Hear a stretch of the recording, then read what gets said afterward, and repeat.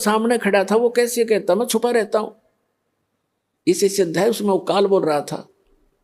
तो उसने तो ये ऐसी लीला करता है, तो इसने प्रतिज्ञा कर रखी है, ये मेरी अटल प्रतिज्ञा है, इसलिए ये किसी को विष्णु के रूप में दर्शन दे देता समाधि दशा में। वो विष्णु जी को फाइनल गॉड मान कर उसकी महिमा बना दी अपने आत्मा। अब जैसे प्रतिमाएं बनाई गई हैं, ये ऋषियों ने समाधि लगाई, और समाधि में जिसको भी जिस रूप में दर्शन मिले उसने उसी मिट्टी की मूर्ति उसी बना दी। आगे चल के ये मूर्ति एक परंपरा बन गई। तो इन्होंने ब्रह्मा विष्णु महेश की मूर्तियां बनाई, इन्हीं के दर्शन हुए इनको, किसी को ब्रह्मा के रूप में दर्शन दे दिए। इस प्रकार ये सबको विचलित करके रखता है। तो कहने का भाव ये है, इन ऋषियों ने परमात्मा के दर्शन नहीं हुए, फिर भी ये घुमा फिरा कर ये कहते हैं कि वेदों में परमात्मा तो निराकार लिखा है, ये जो दिखाई देता है ये परमात्मा नहीं हो सकता। एक तरफ श्री विष्णु जी को कंप्लीट गॉड भी मानते हैं, फिर बुद्धि विचलित होने से कोई इनको कहता है कि नहीं भगवान तो दिखाई थोड़ा देता, वो तो निराकार है, प्रकाश ही प्रकाश है, सहस्रार कमल में जाकर देखो वो तो प्रकाश ही प्रकाश दिखाई देता है, 1000 ज्योतियां दिखती हैं।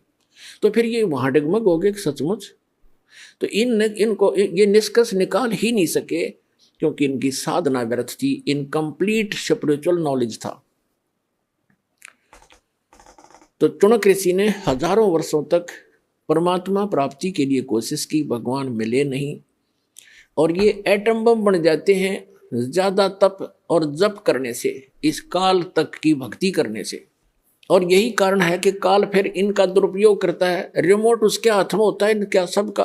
तो चुनक ऋषि ने हजारों वर्षों तक तप किए, जप किया ओम नाम का, भगवान मिला नहीं, और सिद्धि के से यो ओत प्रोत हो गया, पावर हाउस बन गया, एक एटम बम बन गया। एक मानधाता नाम के चक्रवर्ती राजा थे, यानी पूरी पृथ्वी के शासक थे, और वो 1 वर्ष में 2 वर्ष में 10 वर्ष में जैसा भी उचित समझते थे, पूरी पृथ्वी पर निरीक्षण किया करते थे। चक्रवर्ती राजा करता था कि किसी अन्य भूभाग के भूपति को, यानी छोटे राजा को, मेरी पराधीनता अस्वीकार तो नहीं होगी है। तो उसके लिए वो क्या करते थे, एक राजा का पर्सनल हॉर्स होता था, अपना घोड़ा निजी, उसके गले में एक पंपलेट लगा दिया करते थे। उसके साथ सैकड़ों हजारों की संख्या में सैनिक चल पड़ते थे। राजा का घोड़ा प्रत्येक छोटे राजाओं के राज्य में से गुजरता जाता था। उसके ऊपर लिखा होता था उस पंपलेट पर कि राजा मानधाता चक्रवर्ती का घोड़ा है, राजा के पास 72 अक्षौणी सेना है। अक्षौणी का वैसे उसका अलग से डिटेल होती है, लेकिन हम सिंपल सा मानकर चलते हैं, 72 करोड़ मानकर चलो।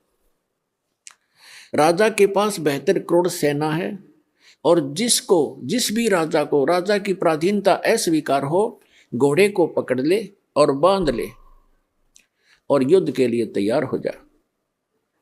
तो वो घोड़ा जब लेकर जा रहे थे सैनिक, चुनक ऋषि की कुटिया रास्ते में थी। रास्ते में चुनक ऋषि ने पूछा भी कहाँ जा रहे हो सैनिक? उन्होंने कहा बाबा जी हम कोई काम जा रहे हैं। वो चले गए।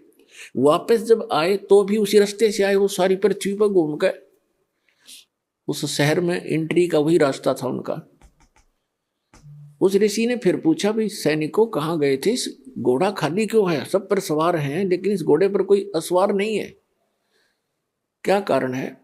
तब उन्होंने बताया कि ऋषि जी ऐसे ऐसे हमारे राजा चक्रवर्ती मानधाता चक्रवर्ती का घोड़ा है, ये मानधाता चक्रवर्ती राजा का घोड़ा है और इसके ऊपर कोई बैठ नहीं सकता, इसके गले में लिखा है ऐसे ऐसे, और हम सारी पृथ्वी पर घूमकर आए हैं राजा के ये देखने के लिए। राजा ने एक परीक्षण किया है कि कोई उसकी पराधीनता अस्वीकार तो नहीं कर रहा है, हम ऐसे गए थे। तो उस ऋषि ने देखो रिमोट काल के हाथ में बम बना लिया, पहले तो गलत साधना करवा के चुनक ऋषि से, रिमोट उसके हाथ में। अब ये मन कौन है? ये मन एलिमेंट है, उस काल का एक अंश है। आत्मा उस दयाल की अंश है। अब देखो ऋषि के मन में उसने रिमोट से ऑन कर दिया, ऋषि के मन में आ गया कि राजा तो अपने आप को बड़ा अहंकारी हो गया है, इसको इतना अभिमान हो गया, इसका अभिमान ठीक करना चाहिए। अब ऋषि ने कहा कि सैनिकों, यदि मैं तुम्हारे राजा का युद्ध स्वीकार कर लूं तो क्या हो? तो सैनिक ही होते हैं, सूरवीर होते हैं, उनके बोलने की शैली भी कड़क होती है।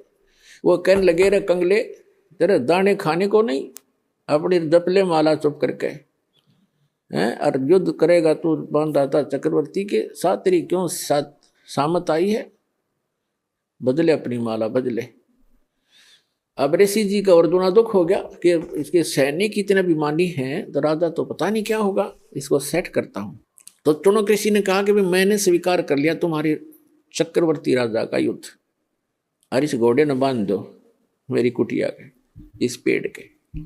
अब वो सैनिक तो तैयार बैठे थे, बांध दिया घोड़ा तुरंत। अगले राजा भी आए, अभी आए ऋषि जी, हम एक आज्ञा ले आते हैं राजा की। अब राजा को जाकर बताया कि ऐसे ऐसे एक चुनक नाम के ऋषि ने आपका युद्ध स्वीकार कर लिया। राजन, मंत्री सलाहकार होते हैं, वो कहते हैं देखो आज एक आदमी की हिम्मत, एक ने सिर उठाया है राजन, कल ना कोई और भी बकवाद कर देगा, धीरे धीरे क्रांति आ जाएगी। और कहते हैं बुराई को शुरुआत में ही नष्ट कर देना चाहिए। तो राजा ने कहा ठीक है जाओ। तो राजा ने अपनी सेना की तीन विभाग कर दिए, 3 बटालियन बना दी, और एक टुकड़ी में 18 करोड़ सेना भेज दी एक ऋषि को मारने के लिए। उधर से उस काल के पुजारी ने, चुनक ऋषि ने, ब्रह्म के साधक ने, सारे जीवन में जो डले ढोए थे उसकी 4 पुतली बना ली, 4 परमाणु बम बना लिए वचन से। पुणात्माओं, जो आध्यात्मिक मार्ग है, जो साधना ऋषि करते हैं, ये भगवान से ही कुछ पावर कलेक्ट कर लेते हैं। और वो तो समर्थ है जिसके वचन से सारे ब्रह्मांड चल रहे, सब जीव बन गए, सब पशु पक्षी बन गए, बन रहे हैं, उसी तरह क्रिया कर रहे हैं, वो तो उसके वचन की शक्ति से। और उसी में से थोड़ी सी सिद्धि यानी हल्दी की गांठ प्राप्त करके ये मनुष्य भगवान बन बैठता है। तो चुनक ऋषि ने उस सारे जीवन में जो डले डोए थे, जो कंकर पत्थर इकट्ठे करे थे सिद्धियों के, उसकी 4 पुतली बना दी, 4 एटम बम बना दिए, परमाणु बम। एक पुतली छोड़ दी, उसके इतने टुकड़े हो गए एक पुतली के, और उस 18 करोड़ सेना का सेकंडों मिनटों के हिसाब में नाश कर दिया, कत्लेआम कर डाला। राजा ने दूसरी टुकड़ी भेज दी, ऋषि ने अपना दूसरा परमाणु छोड़ दिया, 72 करोड़ सेना का नाश कर दिया उस काल के पुजारी ने। अब गीता अध्याय नंबर 7 के श्लोक नंबर 18 में गीता ज्ञानदाता कहता है, ये ज्ञानी आत्मा है तो उदार अच्छी आत्मा है, चले थे भगवान पाने के लिए, लेकिन ये मेरे वाली अनुतम अटल अटल अनुतम, यानी मेरे वाली ही अनुतमाम अति घटिया गति में स्थित रहे। अब देखो चुनक ऋषि ने 72 करोड़ सेना का नाश कर दिया। उन आत्माओं, चाहे कोई तीर तो मार दे, कोई तलवार से काट दे, कोई गोली लाठी तो मार दे, पत्थर तो मार दे, उसको उतना ही पाप लगता है। और चाहे कोई वचन से मार दे, उसका वो हथियार है तो वो उतना ही अपराधी है जितना कि गोली से मारने वाला होता है। अब पूरी पृथ्वी पर चुनक ऋषि की महिमा होगी, लेकिन उस कमबख्त ने ये नहीं पता था, न तो अपने भविष्य में बबुल बिजली। अब यहां परमात्मा कहते हैं 72 अक्षौणी अक्षय करी, चुनक ऋषि स्वर एक, ये दे धारे जोरा फिर ये सभी काल के वेख। सूक्ष्म वेद में बताया परमात्मा ने कि 72 अक्षौणी अक्षय करी, 72 अक्षौणी का नाश कर दिया उस चुनक ऋषि स्वर एक। पुण्यात्माओं, ये सूक्ष्म वेद की वाणी कोई बालकों की नहीं है, ये इतना गूढ़ रहस्य छुपाए हुए हैं अपने अंदर। ये इन आज तक के ये कबीर पंथी फलाने इन रोज पढ़ते थे, गरीबदासी इनका कख भी समझ में नहीं आया। चुणक ऋषिश्वर, एक ऋषिश्वर जैसे मुनि मुनिवर, ऋषि ऋषिवर, ऋषिश्वर यानी ऋषियों में श्रेष्ठ, उन श्रेष्ठों में भी श्रेष्ठ, परम श्रेष्ठ ऋषि। उस परम श्रेष्ठ ऋषि के ये काले कर्म है, ये कर्तव्य है काले कारनामे।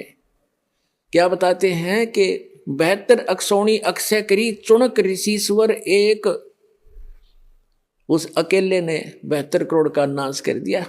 और फिर बताते हैं दे धारे जोरा फिरे, जोरा माने मौत, क्या ये चलती फिरती मौत है, तुम जिनको ऋषि कहा करते थे, ये दे धारे जोरा फिरे, जोरा माने मृत्यु, ये सभी काल के भेख।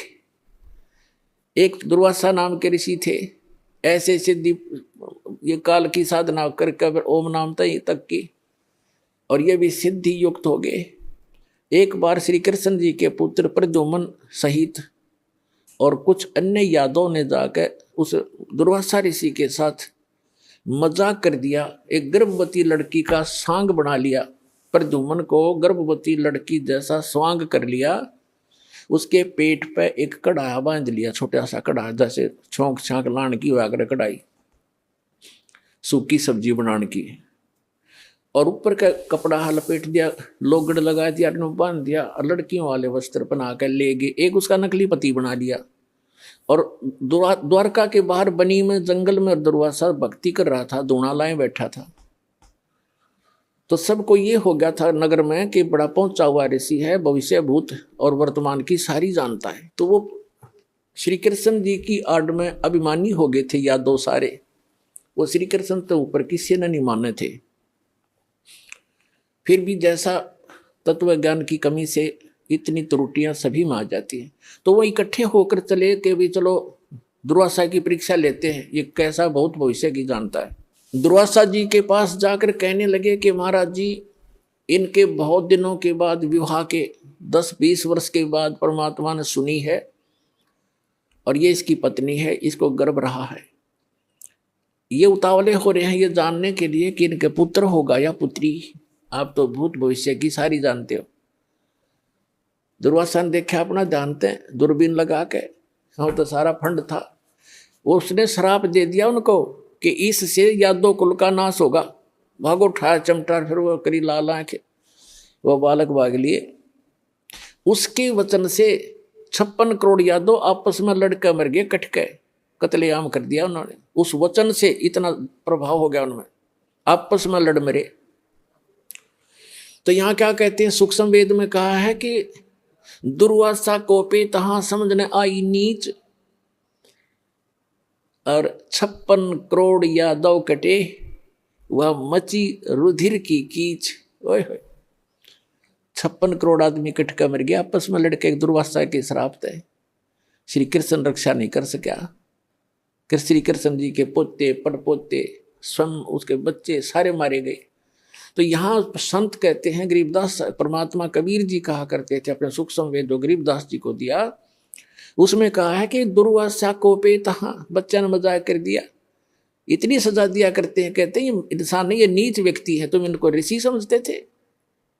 दुर्वासा कोपित तहां यानी कुपित हुए, और समझ न आई नीच। उस दुष्ट इंसान ने इतना भी नहीं सोचा तो क्या बकवास करने जा रहा है, ऐसे क्या गाड़ी गल जाएगी, ये संत है, ऋषि हो तुम।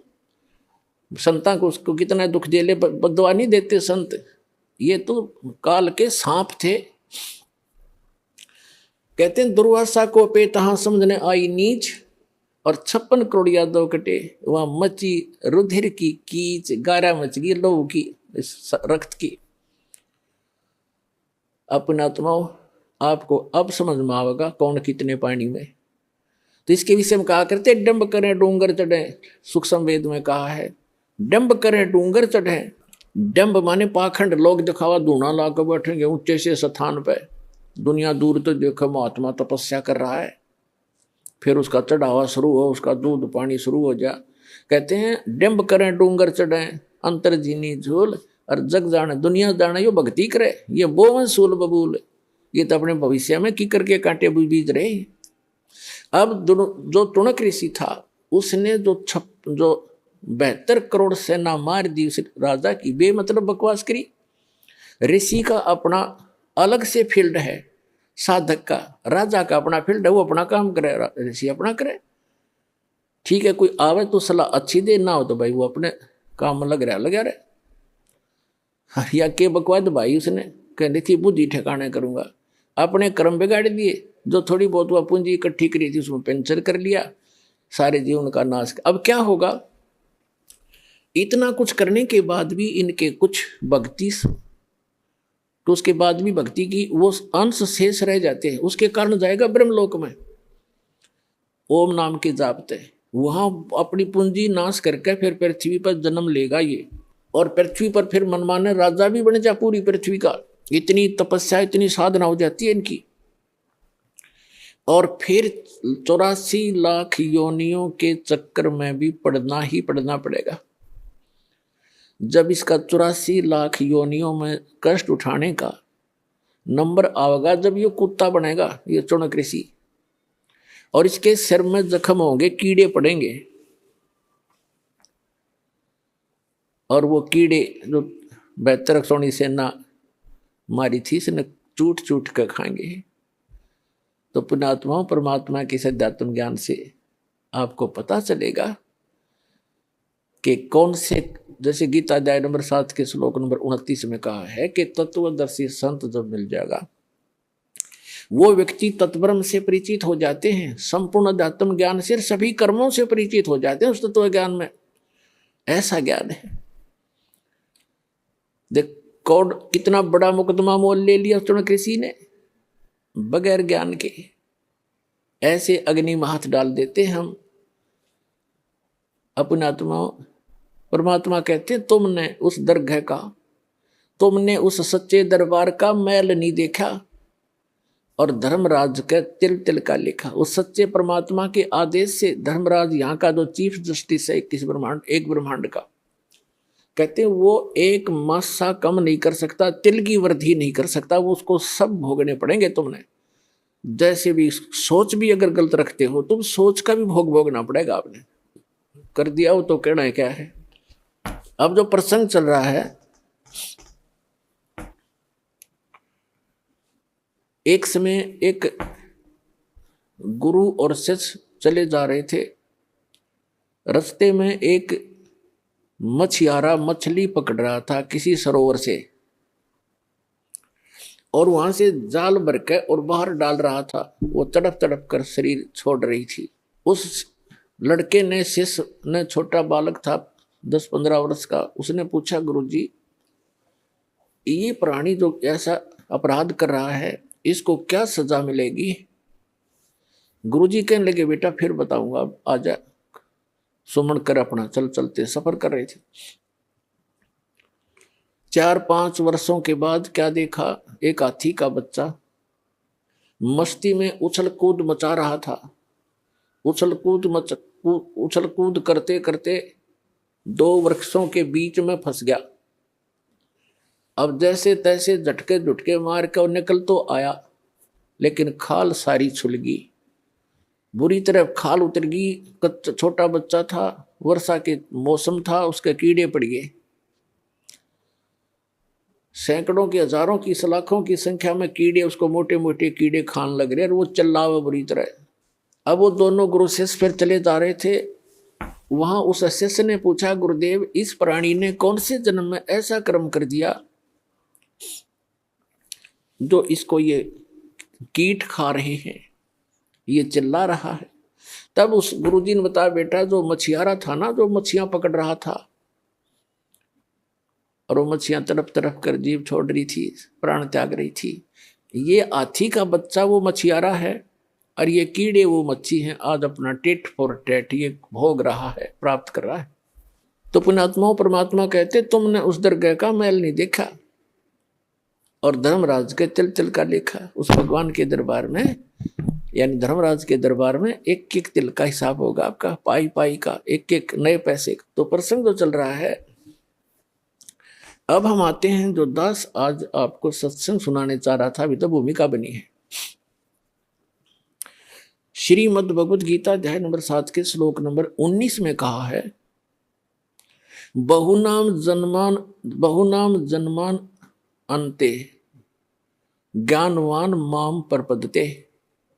बहुनाम जन्मा नाम अंते, यानी बहुत बहुत जन्मों के अंत के किसी जन्म में, ज्ञानवान माने ये ज्ञानी आत्मा, माम माने मुझ ब्रह्म को बजते हैं। बहुनाम जन्मानाम अंते ज्ञानवान माम प्रपद्यते। और वासुदेवम सर्वमिति स महात्मा सुदुर्लभ है। क्या बताते हैं कि वासुदेव सर्वमिति, बहुनाम जन्मानाम अंते, बहुत बहुत जन्मों के किसी अंत के जन्म में ये ज्ञानी आत्मा ब्रह्म तक इनकी बुद्धि पहुंचती है, ब्रह्म तक। और ये बताने वाला साधु संत महात्मा के वासुदेवम सर्वमिति, वासुदेवम ये बताने वाला महात्मा तो सुदुर्लभ है कि वासुदेव ही सब कुछ है, वही सबका उत्पन्न करने वाला है, सर्व उत्पादक है, वही सबको पूज्य है, वही पाप नाशक है और वही इष्ट रूप में बना कर पूज्य है। ये बताने वाला कि वासुदेव सर्वमिति, यह बताने वाला कि वासुदेव ही सब कुछ है। ये तो कंटिन्यू ज्ञान चल रहा है। पहले तो तीनों गुणों ब्रह्मा विष्णु महेश तक की भक्ति को खुद रिजेक्ट कर दिया, अपने सतर की तीनों की भक्ति को रिजेक्ट करके ब्रह्म कह रहा है ये काल श्री कृष्ण में प्रवेश करके कि मेरी भक्ति केवल ज्ञानी आत्मा करते हैं, और वो भी मेरे सही ज्ञान को ना समझ कर मेरे वाली ही घटिया अनुतम इस गति में स्थित रहे। हो गया स्पष्ट। अब ये कहता है कि ब्रह्म से ऊपर जिसकी बुद्धि जाती है, ब्रह्म तक भी मुश्किल तो ये ज्ञानी आत्मा कोई किसी अंत के जन्म में, बहुनाम जन्मानाम अंते ज्ञानवान माम प्रपद्यते, बहुत बहुत जन्मों के किसी अंत के जन्म में किसी ज्ञानी आत्मा की बुद्धि ब्रह्म तक पहुंचती है। और वासुदेव सर्वमिति, वो वासुदेव है सब कुछ, उसी वही पाप नाशक है, वही पूजा के योग्य है, वही सबका इष्ट होना चाहिए और वही पूर्ण मोक्षदायक है, वो सारी सृष्टि का रचने वाला है। ये बताने वाला महात्मा तो सुदुर्लभ है, बड़ी मुश्किल से मिलेगा। अपने आत्माओं, ये गीता और वेद कोई बालकों के लेख थोड़ी थे। ये ऋषि महर्षि शर्मा कर चले गए, इनको कख नहीं पता चला। क्या बताते हैं? सूक्ष्म वेद में परमात्मा ने स्वयं आकर बताया है कि 9 मन सूत उड़ जिया और ये ऋषि रहे जखमार और सतगुरु ऐसा सुलझा देगा उलझन दूजी बार। परमात्मा जो लाहे का काम करते थे और 1 किलोग्राम एक शेर सूत उलझ जाता, वो कच्चा सूत, उसको सुलझाने में 2-2, 3-3 दिन की दाढ़ी चली जाती थी उनकी। अगर गांठ पड़ गई तो धनी का सूत, फिर वो कपड़ा महंगा बेकारी, उसके उल्टा पटक दिया और पैसे लेने आ रहे, तो उसको सुलझाना पड़ता था कि ये टूटे नहीं, और तब वो कपड़ा बन सकते थे जब उनकी दाढ़ी बननी थी। तो कहने का भाव ये है कि ये जो तत्व, ये जो आध्यात्मिक जो सूत है, एक शेर की बजाय इसने तो 9 मन सूत उलझा दिया, 360 किलोग्राम। परमात्मा कहते हैं अनजान ऋषियों ने 9 मन सूत उलझिया, ये ऋषि रहे जखमार और सतगुरु ऐसा सुलझा दे उलझन दूजी बार। अब ऐसा सुलझा दिया इस दास ने परमात्मा की दया से। इस कलयुग में नहीं उलझेगा यू तत्व ज्ञान। कोई भक्ति करियो चाहे ना करियो, वो अलग बात, उसके भाग्य पर डिपेंड करेगी। अब जैसे कहा कि वासुदेव सर्वमिति, वासुदेव का अर्थ श्री कृष्ण नहीं है। वेदों में वासुदेव का अर्थ है जो सबका मालिक, जिसकी सत्ता सब जगह पर हो, सब जगह उसका निवास हो। जैसे परमात्मा ने सूक्ष्म वेद में बताया कि अर्श कुर्स पर अल्लाह तख्त है, उस परमात्मा का तख्त राजधानी ऊपर है, अर्श के कुर्स में, कॉर्नर में, सबसे ऊपर के स्थान पर। अर्श कुर्स पर अल्लाह तख्त है, खालिक बिन नहीं खाली। कहते उस परमात्मा के बिना उसकी नजर से कोई जरा सा भी टुकड़ा उसके ब्रह्मांडों का बचा नहीं है, सब जगह उसकी दृष्टि है, यानी उसकी पावर सब जगह विद्यमान है। वो परमात्मा भले ही ऊपर बैठा है, तो कहते हैं वासुदेव का अर्थ है जिसकी सत्ता सबके ऊपर हो, सब जगह उसका वास हो। जैसे परमात्मा की परिभाषा के अंदर क्या आता है, एक सिंपल सा उदाहरण है, जैसे एक तहसीलदार भी साहब कहलाता है, एक एसडीएम भी साहब कहलाता है, और डीसी और कमिश्नर, मंत्री, मुख्यमंत्री, प्रधानमंत्री ये और राष्ट्रपति ये सभी साहब कहलाते हैं। लेकिन इनका अपना क्षेत्र होता है, इनकी अपनी अक्षमता होती है पावर की। तो इसी प्रकार जैसे सीएम मुख्यमंत्री है एक क्षेत्र का, पर वासुदेव एक अक्षेत्र के ऊपर वो प्रभु है, सबके ऊपर वास नहीं है उसका।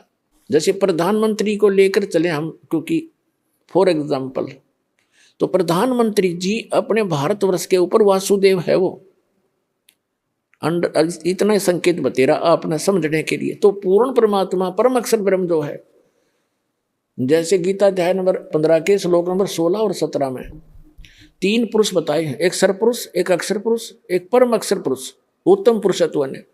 तो गीता अध्याय नंबर 8 के श्लोक नंबर 1 का उत्तर अर्जुन ने पूछा कि वो किम तत्ब्रह्म, जो आपने तत्ब्रह्म बताया है कि उसको जानने के बाद 7वें अध्याय के 29वें श्लोक में तो फिर साधक जरा और मरण से छूटने का प्रयत्न करता है। 8वें अध्याय के प्रथम अंतर में अर्जुन के पूछने पर कि किम तत्ब्रह्म, वो तत्ब्रह्म क्या है, गीता ज्ञानदाता सरपुरुष ने, यह सरपुरुष है गीता ज्ञानदाता, ये कहता है वो परम अक्षर ब्रह्म है। 8वें अध्याय के 3रे श्लोक में श्रीमद् भगवद गीता।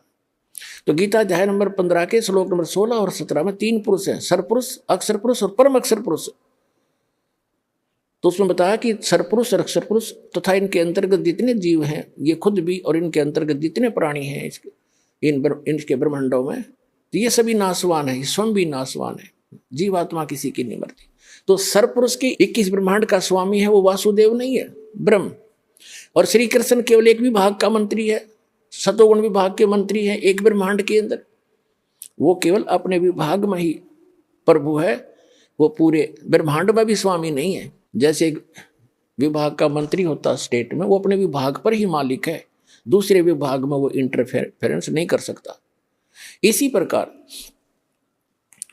इस काल भगवान जो है ये एक ब्रह्मांड में एज ए चीफ मिनिस्टर समझ लो, और इसके ऐसे ऐसे 21 ब्रह्मांड है, सब में एक जैसे रोल करता है। तो ये 21 ब्रह्मांड में प्रभु है, ये सर्वव्यापक नहीं है, सबके ऊपर प्रभु यानी वासुदेव नहीं है। जो अक्षर पुरुष और 7 संघ ब्रह्मांड का स्वामी है, प्रभु है, वो वासुदेव नहीं है, सब जगह उसकी प्रभुता नहीं है। और वो परम अक्षर ब्रह्म है, वो कंप्लीट गॉड है, उसका ओवरऑल कंट्रोलर है, उसका सभी असंख्य ब्रह्मांडों पे इंक्लूडिंग सरपुरुष और अक्षर पुरुष, इनके ऊपर भी उसकी प्रभुता है, वो है वासुदेव। तो गीता अध्याय नंबर 7 के श्लोक नंबर 19 में स्पष्ट किया है कि बहुनाम जन्मानाम अन्ते ज्ञानवान माम प्रपद्ये, और वासुदेव सर्वमति सहमात्मा सुदुर्लभ है, ये बताने वाला कि वो वासुदेव ही सब कुछ है, उसी की पूजा करनी चाहिए, वो पाप नाशक है। गीता अध्याय नंबर 15 के श्लोक नंबर 17 में कहा है कि उत्तम पुरुष तु अन्य परमात्मा इति उदारते, ये लोग तरमावि से विवर्ती अवे ईश्वर है। उत्तम पुरुष तो इन दोनों से, सरपुरुष और अक्षर पुरुष से वो श्रेष्ठ भगवान परम अक्षर ब्रह्म तो कोई और है, और वो वही भगवान कहलाता है। और तीनों लोकों में प्रवेश करके सबका धारण पोषण, सबका वही पालक है। जैसे गीता अध्याय नंबर 15 के श्लोक नंबर 1 से 4 का स्पष्ट किया है कि ऊपर को लटका हुआ संसार रूपी वृक्ष है, और उसका तना तो समझो अक्षर पुरुष, उसकी मोटी डार सरपुरुष, और 3 शाखा है, ये तीनों देवता रजगुण ब्रह्मा सतगुण विष्णु तमगुण शिव जी, अर्पात रूप संसार।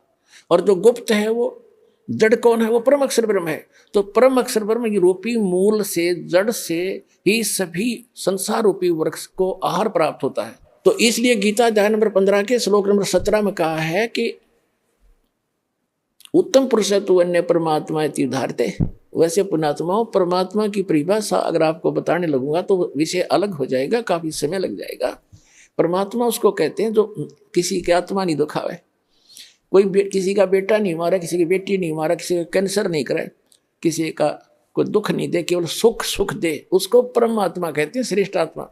और हम उस परमात्मा को ना समझकर इस काल को परमात्मा कहने लगे, और किसी का बेटा मर गया, किसी की बेटी मर गई, किसी का बाप मर गया, किसी की माँ मर गई, कुणबा का कुणबा घाणी, कैंसर से पीड़ित, हाहाकार मच रहा है। ये परमात्मा का लोक है, परमात्मा का लोक सतलोक है, जहाँ दुख नाम की चीज नहीं। तो गीता अध्याय नंबर 15 के श्लोक नंबर 17 में स्पष्ट किया है कि उत्तम पुरुषत्व ने इन दोनों से अलग है, वो श्रेष्ठ भगवान पुरुषोत्तम, और जिसको परमात्मा कहा जाता है।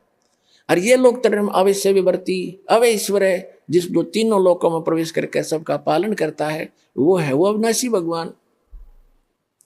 तो कहते गीता अध्याय नंबर 7 के श्लोक नंबर 19 को पुण्यात्माओं, ये कंसेप्ट क्लियर करने के लिए 2 घंटे का सत्संग करना पड़ा, पहले भूमिका बनाने के लिए, ताकि आप बच्चों की बुद्धि वहां तक पहुंच सके। दास के बताना चाहे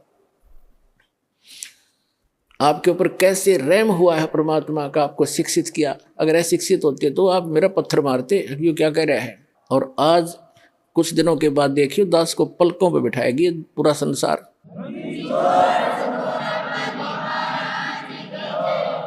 तो प्रसंग चला था कि गीता अध्याय नंबर 7 के श्लोक नंबर 19 में कहा है कि वो तत्वदर्शी संत तो बड़ा दुर्लभ है, तो ये बतावेगा कि वासुदेव ही सब कुछ है। अपनात्माओं, एक पंजाब का रहने वाला था, एक किसान था बहुत बड़ा, राम राय नाम था उसका। 800-900 बीघा जमीन थी, किसान था, सिख था।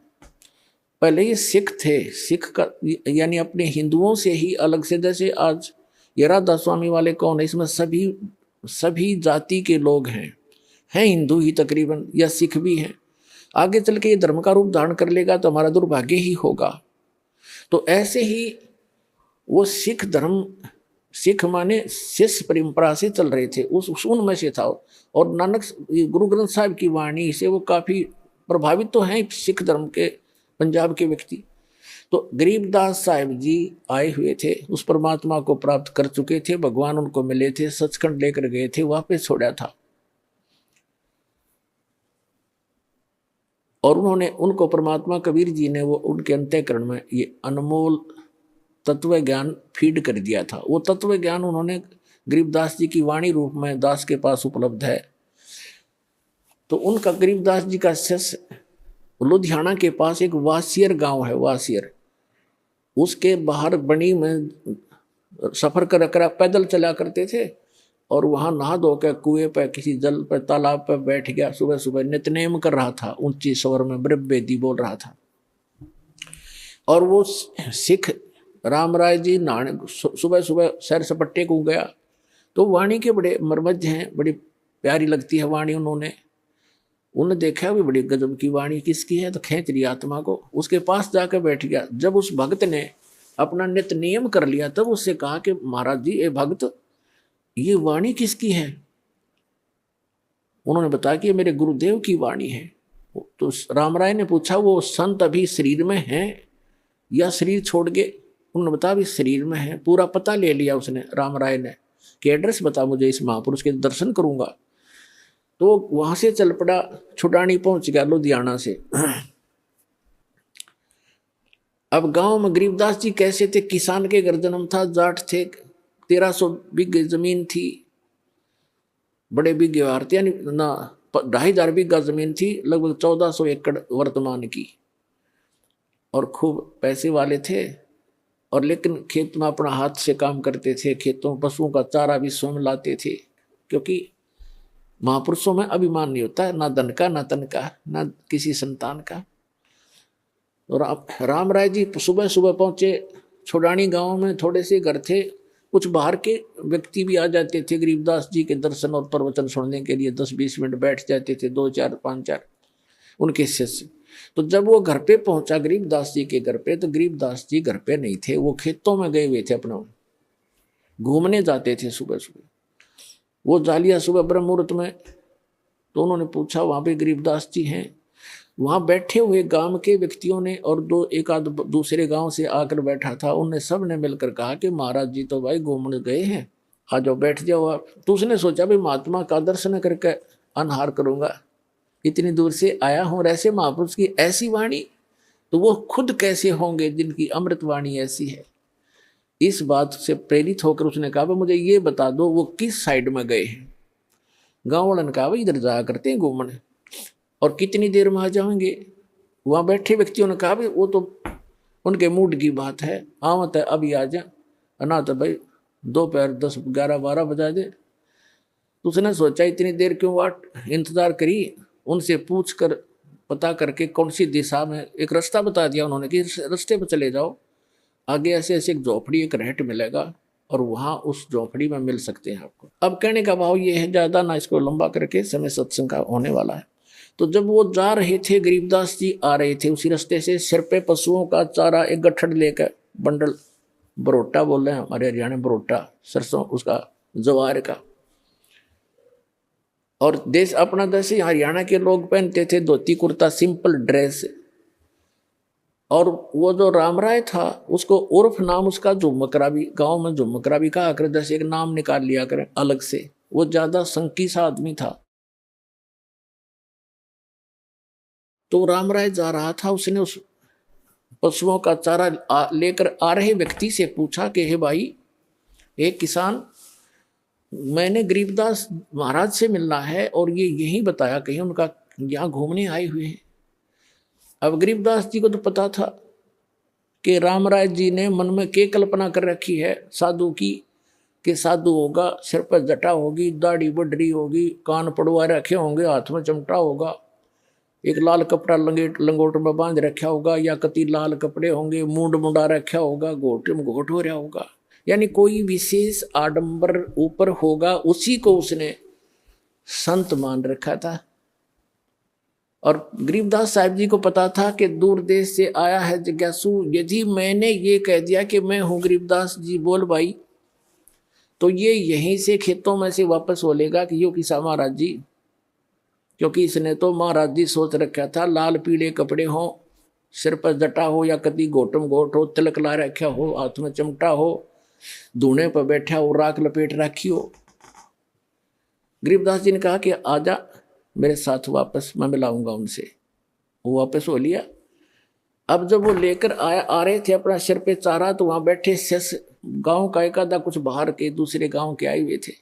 उन्होंने भाग करके प्रणाम किया, किसी ने उनके सिर से चारा पशुओं का अपने सिर पे रख लिया, उनको फरी किया। और रामराय ने पूछा ये कौन है। उन लोग भक्तों ने बताया कि यही तो है महाराज जी।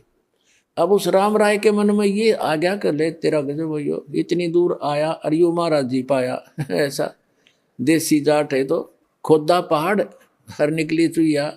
उसके मन की कल्पना थी ये, वो तंत्रियामी थे जान के अगवगत डिगमग हो रहा है।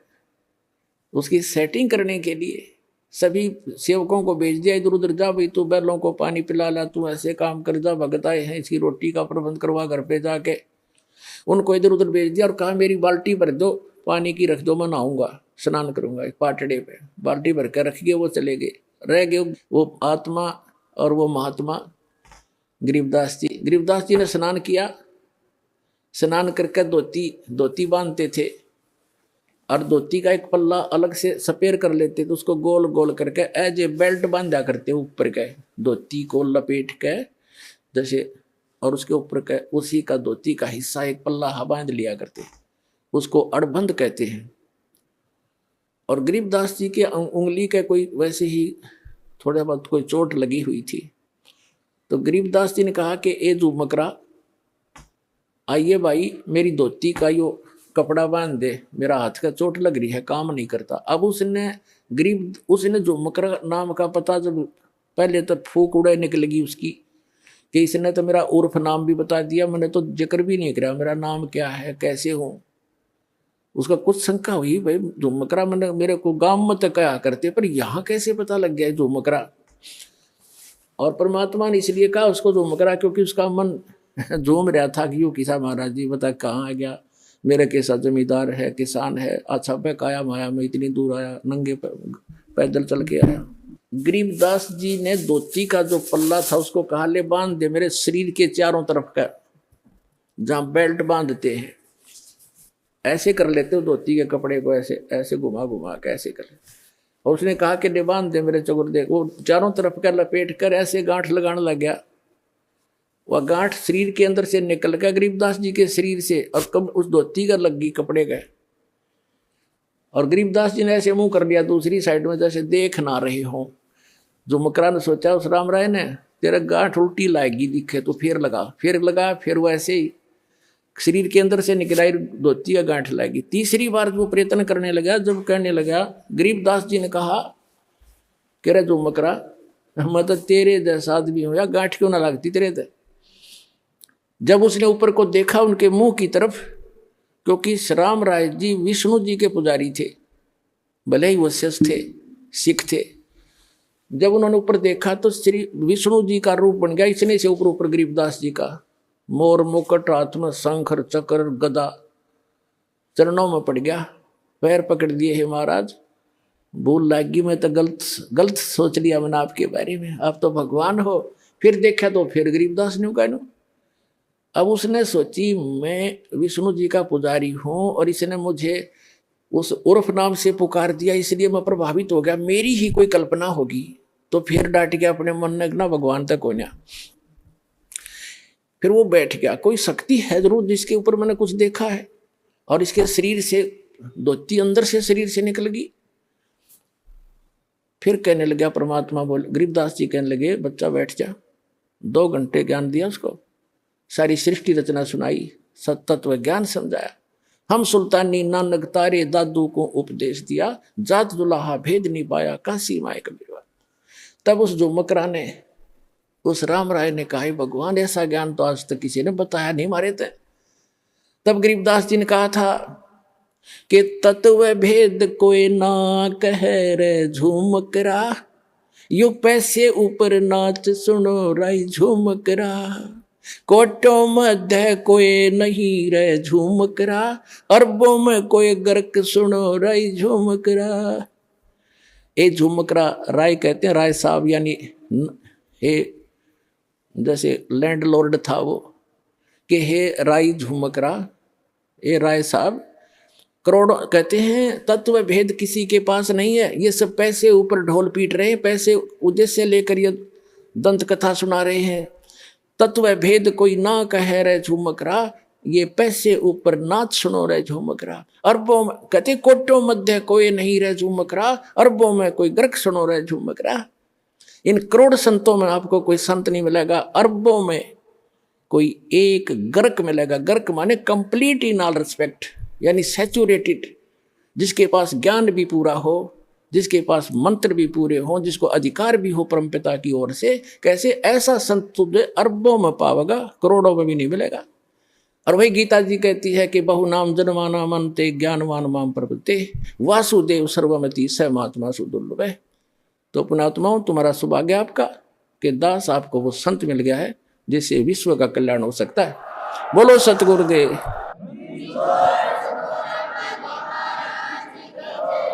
आज का जो ये दिन शुभ समागम है, 3 दिन का जो समागम समापन हुआ है, ये उस उपलक्ष्य में था कि इस फाल्गुन की अमावस्या के दिन 17 फरवरी थी उस दिन, और अमावस्या थी 1988।